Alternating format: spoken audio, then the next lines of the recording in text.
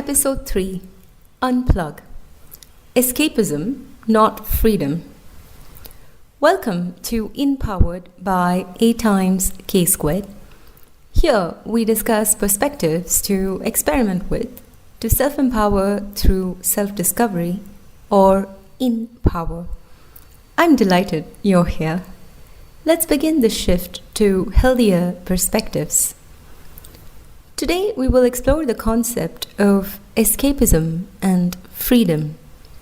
In pop culture, they're often intermingled in unproductive ways. It's time to expand the scope of freedom, to develop the ability to face life, not to run from it, not to escape. Part 1. Worse. There's been a successful branding initiative of defining escapism as freedom. Any activity that temporarily numbs your mind or keeps you distracted long enough to forget all the pain that you're aware of or not. This is escapism in its truest sense. This is not freedom. Branding initiative notwithstanding. True freedom is the full and live functioning of all your faculties in the present moment. It is totally experiencing life in all its glory. Joy or sorrow, pleasure or pain, irrelevant. Contrary to everything I'd been conditioned to believe, I found true freedom in taking responsibility for my current situation and taking thoughtful, concrete action to become who I want to be, to reach my new goals and destination. Part 2. Inventure. To tackle life's challenges as effectively as possible while continuously learning and growing. That's what's cool, isn't it? What to self-discover on today? What are a few ways I currently use to escape reality? What am I trying so desperately to avoid by escaping reality? How do I define the problem in a way that empowers me? Research the subject and draw a clear step-by-step action plan that will put you on the path to solving the problem squarely instead of running from it. Take the first action. Part 3. Empower. What does this look like? Escaping reality doesn't just have to be the typical ones like addictions. It goes beyond. An excellent way to think about this is too much of something in a way that's difficult to break the habit of, like overworking, watching too much TV, or becoming too involved in solving other people's problems while ignoring your own. What I am trying to avoid is a great question. Remember, pain goes beyond the physical. It can also be mental, emotional, or existential. It'll be an uncomfortable answer, but can likely point you directly toward the problem you need to solve. What does this look like? My life is nowhere close to what I thought it would be by now.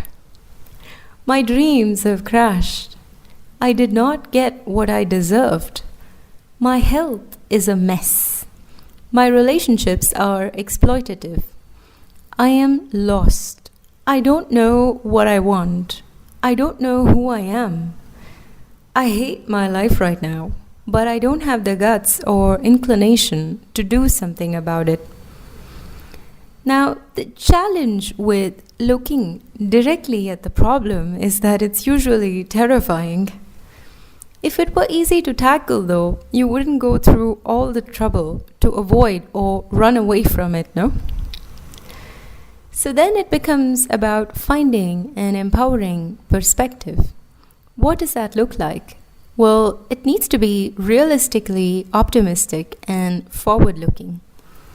Like, I want to rebuild my health. I want to dream a new dream. I want to build the skills that are preventing me from progressing. How can I learn to stand up for myself? I am where I am. Where do I want to go from here? Create simple, straightforward, and easy steps. The first few will feed your curiosity to discover more. Then you take the next steps.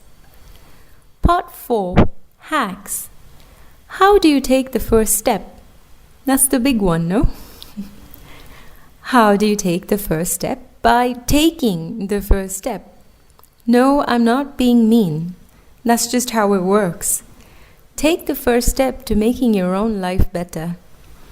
If you like to read this content as you work through it, because I get that it can be a lot, find the podcast episode on my website link in the bio, www.8timesksquared.com.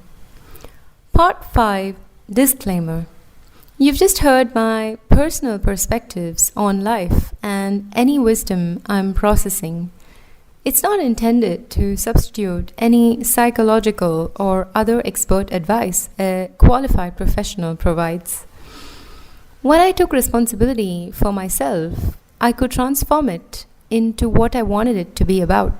So, I say it with great joy. You are responsible for your choices, actions, and results.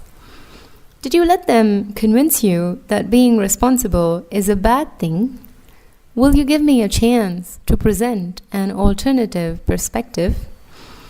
Until next time, be what you need most for yourself in the moment. I'll catch you in the next episode.